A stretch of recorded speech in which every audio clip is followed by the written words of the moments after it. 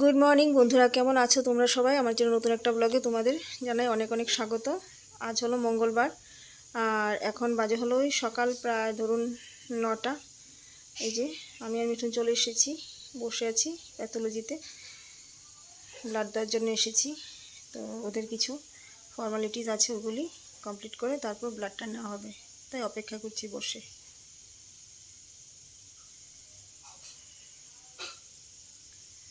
সকাল সকাল করেই আসতে বলেছে 8টার মধ্যে চলে আসতে, তাও আমাদের আসতে একটু দেরি হয়ে গেছে, তো অপেক্ষা করছি। আর দেখুন পুরো ফাঁকা, যেহেতু সকাল টাইম পুরো ফাঁকাই আছে। তো ব্লাড দিয়ে বাড়ি চলে এসেছি। আর আজকে তো বিপদনাশিনী মায়ের পুজো আছে, তো আমার কাকার বাড়িতে পুজো, ওখানেই বাজনা বাজছে।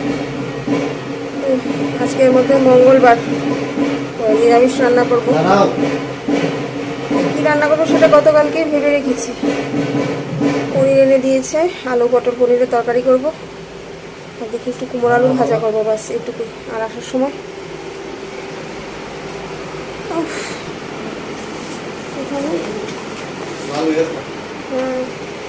পুজোর জন্য নাড়ু নিয়ে এসেছি। রঙ্গলির জন্য হলো দুধের লাড়ু, আর এখানে এনেছি হলো ছানার পায়েস বা রসমালাই, যেটাই বলুন। অনেকদিন ধরে আমার খুব খেতে ইচ্ছে করছিল, তো দোকানে গিয়ে দেখে তার জন্য নিয়ে আসলাম। আমাদের তিনজনের জন্য 3টে। থাকার খুলছি না, হ্যাঁ, এক হাতে খুলতে গেলে পড়ে যাবে।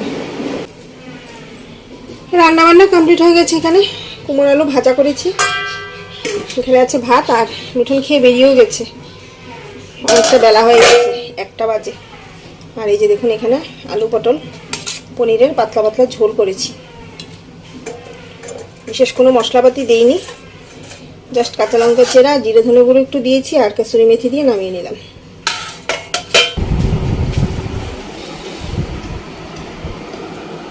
আর এই যে দেখুন, তখন যে রসমালাইটা নিয়ে এসেছিলাম, এটা নিয়ে বসেছি খেতে।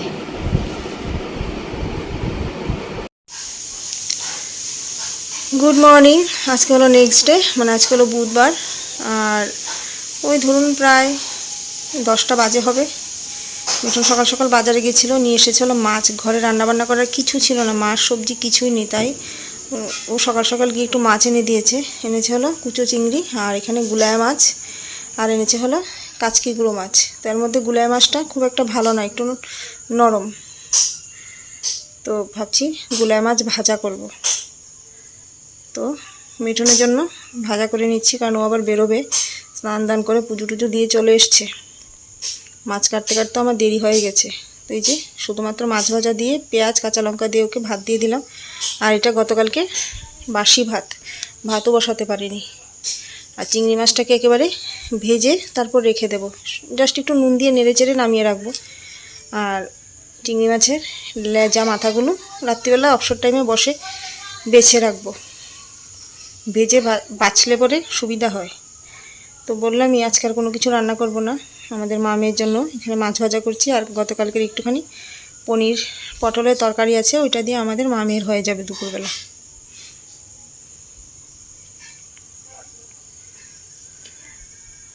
এই যে দেখুন, একদম লাল লাল করে মাছ ভাজা করে নিয়েছি, যেহেতু মাছটা একটু নরম ছিল, লঙ্কা গুঁড়ো দিয়েছি, তার জন্য দেখুন কি লাল লাল সুন্দর হয়েছে দেখতে। শুভ সন্ধ্যা।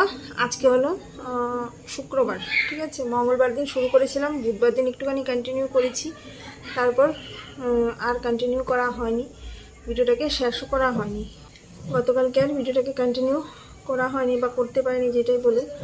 তো ভাবলাম আপনাদের সঙ্গে একটু কথা বলে ভিডিওটাকে শেষ করিনি। তো আপনাদেরকে তো দেখালাম যে মঙ্গলবার দিন গিয়ে ব্লাড দিয়ে এসেছি টেস্ট করার জন্য। তো কয়েকখানে গিয়ে খোঁজ করেছি ব্লাড টেস্টের জন্য, কিন্তু আমাদের এটা তো খুব ছোটো জায়গা, আমাদের এখানে এই টেস্টটা সব জায়গাতে হয়ও না। তো 2-3 জায়গায় ঘুরে খোঁজ করে তারপর আবার ডক্টরের কাছে গেল মিঠুন। তো ডক্টর একটা অ্যাড্রেস বলে দিয়েছে, ওই প্যাথোলজিতে গিয়ে তারপর ব্লাডটা দিয়ে আসলাম। তো আপনাদেরকে তো দাম আগেই বলেছি, অনেকটা কস্টলি। তো বিশ্বাস করুন, হাতে পয়সা করে একদমই ছিল না। আমাদের তো একটা সেলফ হেল্পের গ্রুপ আছে, আপনারা অনেকেই জানেন। তো ওখান থেকে কিছু টাকা ধার করেছি, মানে লোন নিয়েছি যেটাই বলুন, এটা মান্থলি পে করতে হয়। তো নিয়ে তারপর টেস্টের জন্য টাকা জোগাড় করলাম। আর আমাদের এখানে তো হয় না বললামই, তো এই টেস্টের রিপোর্ট আসতে আসতেও নাকি 10-12 দিন লেগে যাবে, মিনিমাম ধরুন 12 দিন তো লাগবে। রিপোর্টের রেজাল্ট আসতে আসতে ধরুন 20-22 তারিখ হয়ে যাবে। এখান থেকে ব্লাডটা নাকি গোরেগাঁও পাঠানো হবে, যেটা তাদের মেইন ল্যাব ওইখান থেকে রিপোর্ট আসলে পরে জানতে পারবো রিপোর্টে কী অবস্থা। সেই পর্যন্ত অপেক্ষা করা ছাড়া আর কোনো কিছুই করার নেই। এখন আমার কাছে মনে হচ্ছে জানেন কীরকম ব্যাপারটা, ওই যে বোর্ড এক্সাম দিলে পরে যে রেজাল্টের জন্য অপেক্ষা করা, ঠিক সেই রকমভাবেই মনে হচ্ছে দিনগুলো কাটছে। কিন্তু তাও যখনই বোর্ড এক্সাম দিয়েছি কখনই এতটা টেনশন করিনি, কারণ বরাবরই খুব ভালো স্টুডেন্ট আমি না হলেও খুব খারাপ স্টুডেন্ট ছিলাম সেটাও না। পরীক্ষা দেওয়ার পর অ্যাটলিস্ট এটা আমার মনের মধ্যে থাকতো যে যদি খুব ভালো রেজাল্ট নাই করি কিন্তু ফেল করব না। কিন্তু এখন যে পরিস্থিতিটাতে এসে দাঁড়িয়েছি, সেটা পরীক্ষা দিয়ে তো নিজের উপর কনফিডেন্স থাকে, নিজের উপর ভরসা করতে পারি যে পরীক্ষা ভালো দিয়েছি, পাশ করব। কিন্তু এটা তো পুরোটাই ভগবানের হাতে, জানেন কি হবে কি হবে না একমাত্র উপরওয়ালাই জানে, উপরওয়ালাই ঠিক করে দেবেন। তো এখন একটাই কাজ, ভগবানকে ডাকা আর অপেক্ষা করা, আর সঙ্গে টেনশন।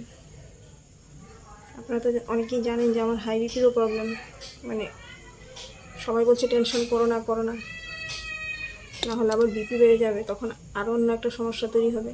কিন্তু নিজেকে ওই বিষয়টা থেকে ভুলিয়ে রাখার জন্য অনেক চেষ্টা করছি, নিজেকে অন্যান্য কাজে ব্যস্ত রাখছি। আমার চ্যানেলের অবস্থা খুবই খারাপ, সব কিছু ডাউন চলছে, সেটা তো চলছে। এখন ইদানিং একেবারেই ডাউন হয়ে গেছে, কারণ শর্টস ভিডিও বানাচ্ছি না, কিছু করছি না। এতদিন শরীর সাপোর্ট করতো না, এখনও যদিও করে না, সঙ্গে শরীরের সঙ্গে এখন মনটাও সাপোর্ট করে না যে কোনো কাজ করি। তাও গত 2 দিন যাবৎ একটু শর্টস ভিডিও বানানোর চেষ্টা করছি। একটু কাজে কর্মে থাকলে টেনশনটা একটু কম থাকে, একটু ভুলে থাকতে পারি ওই সমস্ত টেনশন।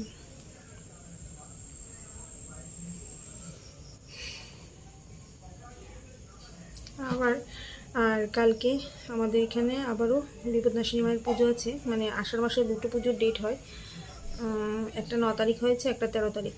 তো মিঠুন একটুখানি ফল টল এনে দিয়েছে, ভাবছি কালকে একটু বিপদনাশিনী মায়ের পুজো দেব, যাতে আমার সামনে যে বিপদগুলো আছে উনি ওগুলি থেকে আমাকে নিস্তার দেন, আমার বিপদ যদি কিছুটা কেটে যায়। তো ওনার বিপদনাশিনী মায়ের একটু পুজো দেওয়ার ব্যবস্থা করেছি, কালকে একটু পুজোও দেব, এই আর কি। এখন শুধু ভগবানকে ডাকা ছাড়া তো আমার হাতে আর কোনো কিছু নেই, তো ওইটাই করছি। সঙ্গে আপনাদেরকেও আবারও বলছি যে প্লিজ আমার জন্য একটু প্রার্থনা করবেন, যাতে ব্লাড টেস্টের রেজাল্ট খুব ভালো আসে এবং আমার সন্তানের যাতে কোনো বিপদ ক্ষতি কোনোটাই না হয়, আমি যাতে সুস্থভাবে ওকে পৃথিবীর আলোটা দেখাতে পারি, একটা সুস্থ সন্তান যাতে জন্ম দিতে পারি। চলুন, হ্যাঁ, এখন বাজে হলো রাত প্রায় 9:45। আজকের জন্য ভিডিওটাকে এখানে এন্ড করছি। সবাই ভালো থাকবেন, টাটা। হ্যাঁ।